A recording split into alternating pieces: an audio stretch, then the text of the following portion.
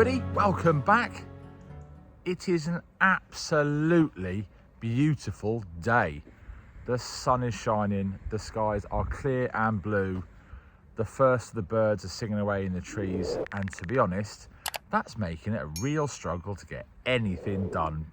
I've spent most of the morning so far ignoring my paperwork I'm supposed to be doing first thing in the morning, and then pottering around doing odd little jobs, cutting bushes back, that sort of thing, because I feel like it's really important before we start springing back, just to spend some time outside, because I think I'm pretty much solar powered at this point. Growing up on the coast in Cornwall in the UK, you get very used to the seaside and the sun, so I think I've been missing it for this winter. I really do have quite a few things to get on with, but I can't think of anything to do that's outside. I want to be outside. You're useless at playing ball. You're supposed to bring the ball to me. Bring the ball to me?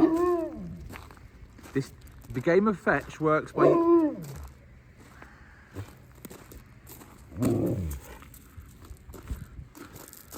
Well, you gonna try this? Fine. Come.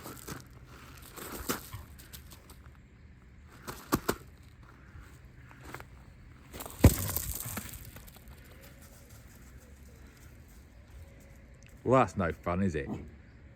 Right, do you know what? I played with the dog. I've taken the dog for a walk. I've done dishes. I've done everything I can possibly do to avoid what I actually have to do today while it's sunny weather. And that is go around and make the list of all the stuff I have to get done before event season.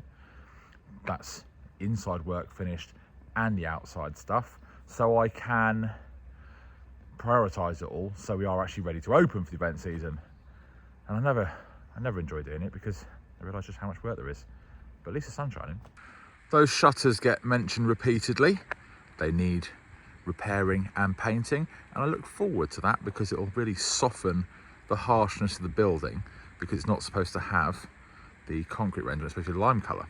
But despite a couple of people commenting nothing but when are you doing the shutters, why aren't you doing them, it's very, very difficult to do that in sub-zero temperatures and rain. They are enormous.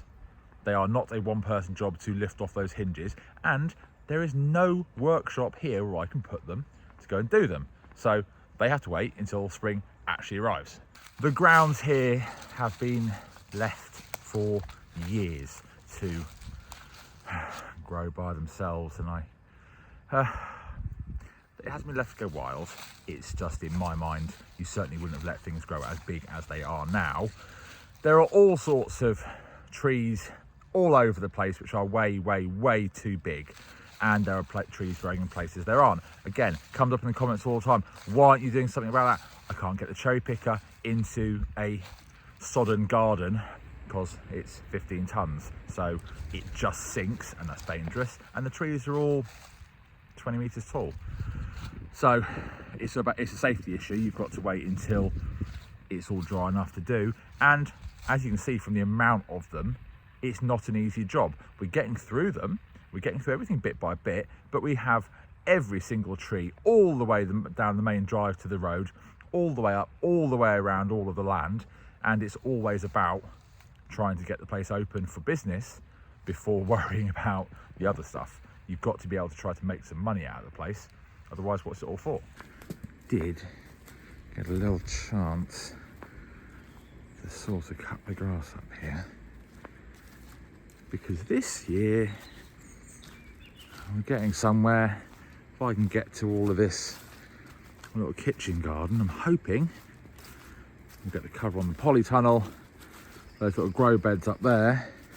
Up here with the old gardener's cottage, and what has been left to go every time we've got somewhere with it up here is our little berry patch, which is actually very nice in the summer, our little grow beds, and of course our little polytunnel. I think this year might be the year we actually get some stuff growing up here properly. We've done well, some flowers up here.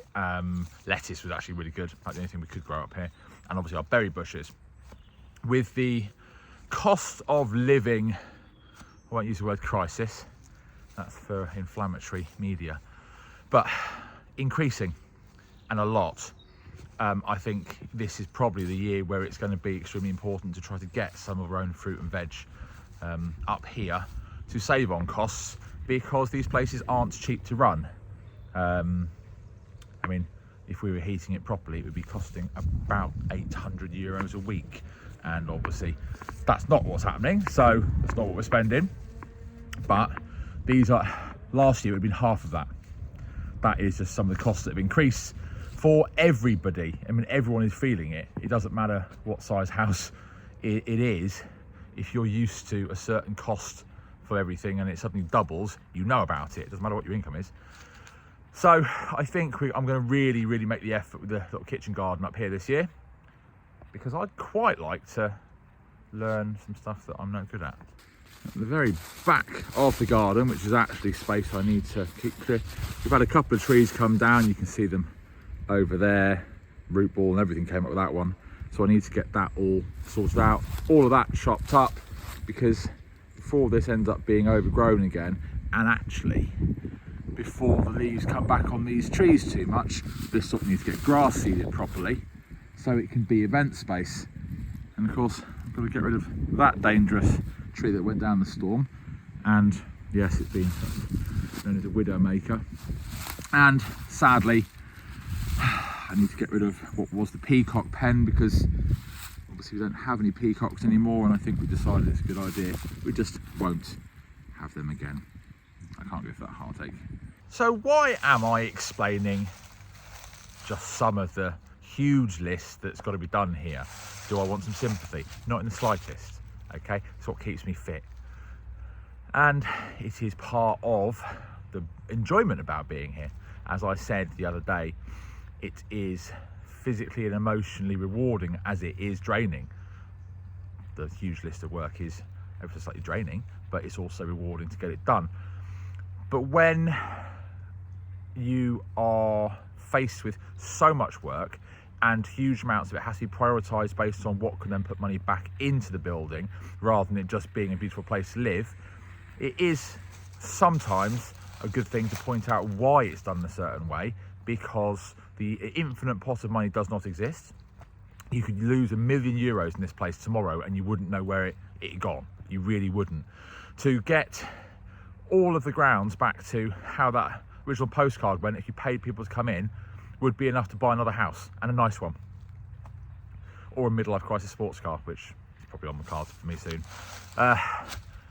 It is a labour of love.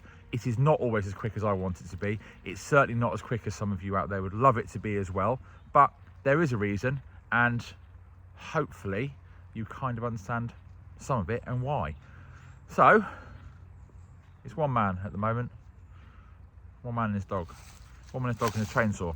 So I'll get it all done as quickly as I possibly can.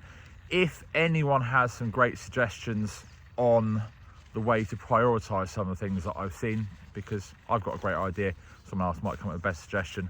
Hedges are important and trees are important because of the birds coming back. I've got to deal with them really quickly. Please do let me know. Other than that, I've got all that paperwork to do that I avoided this morning. Now the sun's going down, so I'll see you tomorrow.